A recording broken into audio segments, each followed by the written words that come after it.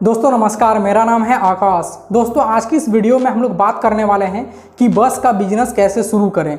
दोस्तों इस बिजनेस से रिलेटेड हर एक चीज़ की जानकारी मैं आपको इस वीडियो में देने वाला हूं। जैसे कि बस का परमिट कैसे बनाएं, बस को ईएमआई पर कैसे खरीदें, पुराना बस हम लोगों को खरीदना चाहिए या फिर नया बस खरीदना चाहिए, कौन सी कंपनी का बस खरीदना चाहिए, और रूट कैसे हम लोग डिसाइड करेंगे, स्टॉपेज कैसे डिसाइड करेंगे, इस बिजनेस में कंपटीशन कितना है उसका हम लोग कैसे पता लगाएंगे, इसके साथ ही इसमें हम लोगों को कमाई कितना होगा, इन्वेस्टमेंट शुरुआत में कितना करना पड़ेगा, इस बिजनेस के लिए कौन सा रजिस्ट्रेशन और लाइसेंस की आवश्यकता हम लोगों को होगी। ऐसे ही कई सारे सवालों के जवाब मैं आपको इस वीडियो में देने वाला हूं, जिससे अगर आप भी इस बिजनेस को स्टार्ट करना चाहें तो सही तरीके से इस बिजनेस को स्टार्ट करके अच्छा खासा पैसा कमा पाएं।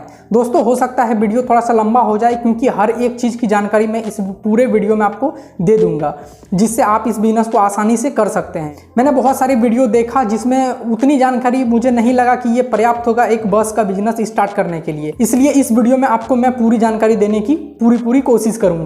चलिए वीडियो को शुरू करते हैं। उससे पहले दोस्तों अगर आप हमारे YouTube चैनल पर पहली बार आए हैं तो चैनल को सब्सक्राइब कर लें, साथ ही जो बेल आइकन आएगा उसको भी ऑल पर सेलेक्ट कर लें, ताकि जब भी मैं इसी तरह के और भी वीडियोस अपलोड करूं आप तक नोटिफिकेशन पहुंचे और आप अपने काम के वीडियोस रेगुलर देख पाएं। अगर आप बस का बिजनेस स्टार्ट करना चाहते हैं तो इस बिजनेस को आप 3 तरीके से कर सकते हैं।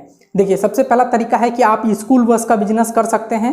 इसके ऊपर मैंने एक ऑलरेडी वीडियो बना चुका हूं, दे दूंगा आई बटन में, इसको जाकर आप देख लें अगर आपको स्कूल वैन का बिजनेस करना है तो। दूसरा तरीका है, बहुत सारे लोग तीर्थ यात्रा पर जाते हैं, बहुत सारे लोग फैमिली के साथ घूमने जाते हैं, तो एक टूरिस्ट बस भी आप लॉन्च कर सकते हैं, यानी कि टूरिस्ट बिजनेस स्टार्ट कर सकते हैं बस का।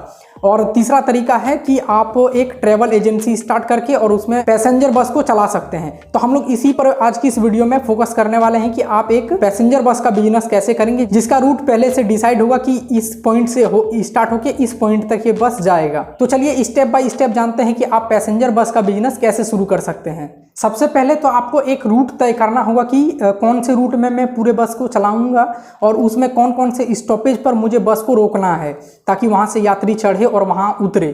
तो ये एक आपको एक रूट तय कर लेना, लगभग 100-150 किलोमीटर का एक रूट। आप ऐसा कर सकते हैं, एक सिटी से दूसरे सिटी जाने के लिए आप अपना एक बस लॉन्च कर सकते हैं। स्टेप नंबर 2, आपको इस बिजनेस में मार्केट रिसर्च करना होगा थोड़ा सा। कैसे करेंगे इसको?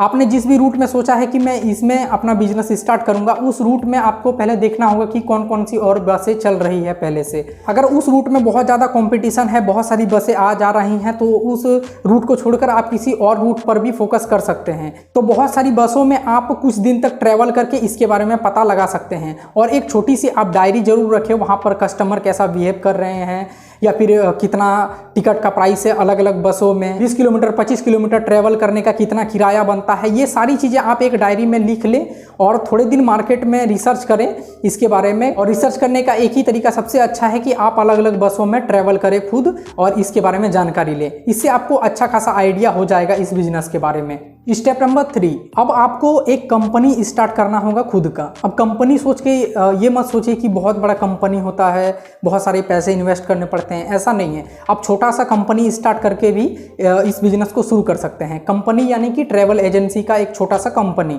जिसमें आप एक 10 बाय 10 का एक रूम लेके भी स्टार्ट कर सकते हैं।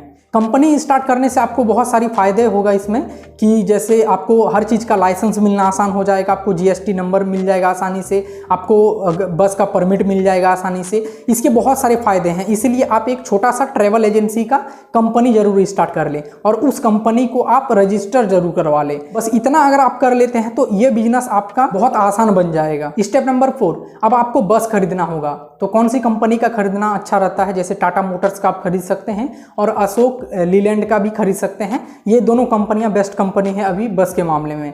अब बहुत सारे लोगों का ये भी सवाल होगा कि क्या हम लोग सेकंड हैंड बस से इस बिजनेस को स्टार्ट कर सकते हैं क्या? तो आप कर तो सकते हैं, लेकिन सेकंड हैंड बस से बिजनेस करेंगे तो आपको यहाँ पर बहुत सारी प्रॉब्लम आएगी, टाइम टू टाइम वो खराब होती रहेगी और इसके पीछे आप बहुत परेशान रहेंगे। इसलिए आप शुरुआत अगर कर रहे हैं तो आप सेकंड हैंड बस से इस बिजनेस को ना ही करें तो बेहतर है।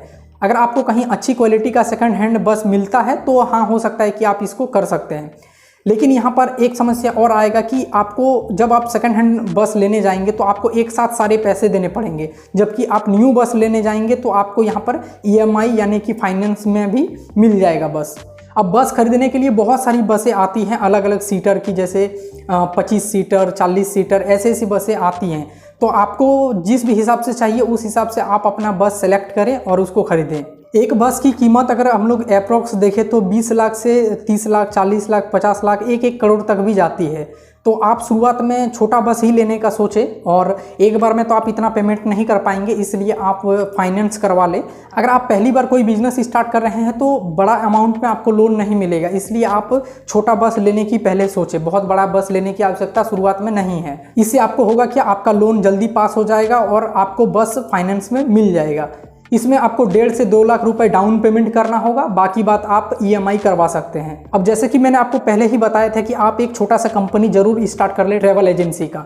इससे आपको इन चीज़ों को करने में फ़ायदा होगा, आपको लोन भी आसानी से मिल जाएगा। अगर आप सिंगल पर्सन रहते हैं तो इतना बड़ा अमाउंट में आपको लोन नहीं मिलेगा, लेकिन अगर आप कंपनी दिखा के लेते हैं तो शायद आपको मिल जाएगा। बस खरीदने के बाद बस का paper, RC, chassis number, company registration paper, company का GST नंबर, बस का इंश्योरेंस, फिटनेस और बाकी और भी जो भी सारे डॉक्यूमेंट आपके पास हैं वो सारे कुछ लेके आपको जाना पड़ेगा RTO ऑफिस में, जहां आप अपने बस का परमिट के लिए अप्लाई करेंगे।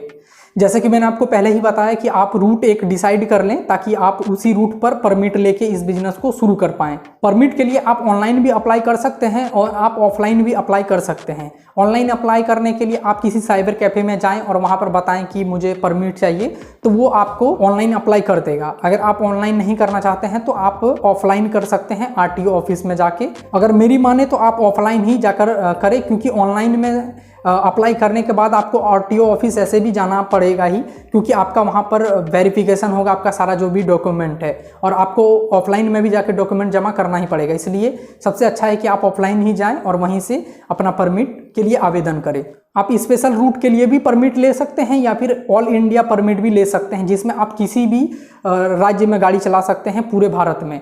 इसके लिए बस का कंडीशन अलग होता है, बस में कुछ कुछ स्पेशल चीज़ें देखी जाती हैं, तभी आपको ऑल इंडिया परमिट मिलता है।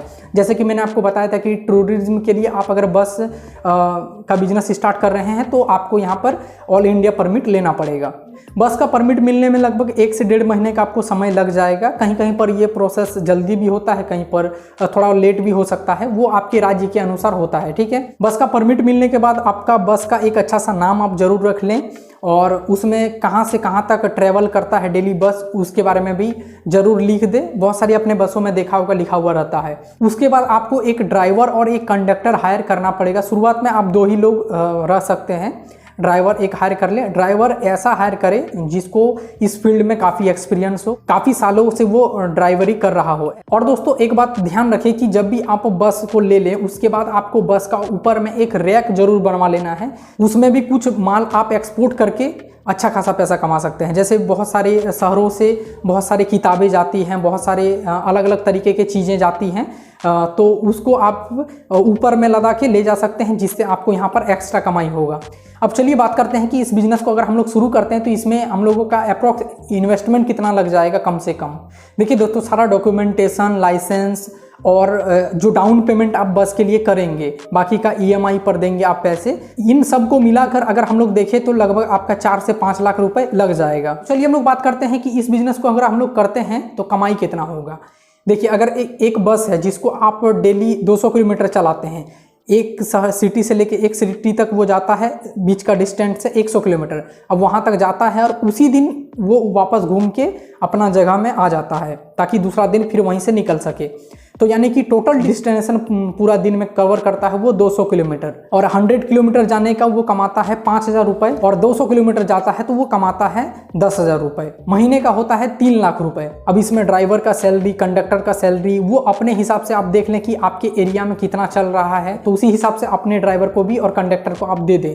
अब आपने जो बस लिया है वो लगभग आपको 4 से 5 किलोमीटर का माइलेज देगा। मान लेते हैं हम लोग 4 किलोमीटर जाता है आपका 1 लीटर डीजल में, तो 200 किलोमीटर जाने के लिए उसमें लगेगा 50 लीटर डीजल, जिसका प्राइस अगर हम लोग 100 रुपए के हिसाब से देखें 1 लीटर का, तो ये होता है 5,000 रुपए, महीने का करीब 1.5 लाख रुपए। और 50,000 रुपए हम लोग एक्स्ट्रा मान लेते हैं, जैसे ड्राइवर का सैलरी है, कंडक्टर का सैलरी है और बस का मेंटेनेंस चार्ज है, इन सबको मिलाकर हम लोग 50,000 रुपए मान लेते हैं। टोटल हो गया 2 लाख रुपए। यहाँ पर कमा रहे थे 3 लाख रुपए, तो 2 लाख उसमें से माइनस करते हैं तो 1 लाख रुपए आपका यहाँ पर बच गया। इसके अलावा जो एक्स्ट्रा कमाई इसमें हो रहा है। एक्स्ट्रा कमाई से कहाँ से हो रहा है, जो आप ऊपर में जो सामान लेकर जा रहे हैं, मान लीजिए उसमें भी 20-25 हज़ार रुपये आप महीने का कमा लेते हैं और उसमें 10-20 हज़ार रुपये एक्स्ट्रा देके आप एक EMI पे कर देते हैं अपने टोटल बस का, आपका 80 हज़ार रुपये यहाँ पर महीने का कमाई हो जाता है। अब इसके बाद जब आपका ये EMI कंप्लीट हो जाएगा तो टोटल पैसा आपका बचेगा, लगभग 1 लाख से 1.5 लाख रुपए आपका आसानी से बचेगा इस बिजनेस में, क्योंकि तब तक आपका थोड़ा बहुत इस बिजनेस में एक्सपीरियंस भी हो चुका होगा और लोगों को पता भी होगा कि इस रूट में ये बस चलती है। तो इस तरीके से आप एक बस का सक्सेसफुल बिजनेस रन कर सकते हैं और बहुत अच्छा खासा पैसा इस बिजनेस से कमा सकते हैं। तो दोस्तों, अगर ये वीडियो आपको पसंद आया है तो मेरे चैनल पर और भी इसी तरह के बहुत सारे वीडियोस हैं जिसको देखकर आप कोई भी बिजनेस स्टार्ट कर सकते हैं। बहुत सारे बिजनेस के ऊपर वीडियोस है, आप जाके देख सकते हैं। दोस्तों, अगर कोई भी सवाल और भी है तो नीचे कमेंट कर दीजिएगा, चैनल को सब्सक्राइब कर लेंगे और वीडियो को लाइक भी कर देंगे। आज के लिए बस इतना ही। जय हिंद, वंदे मातरम, नमस्ते।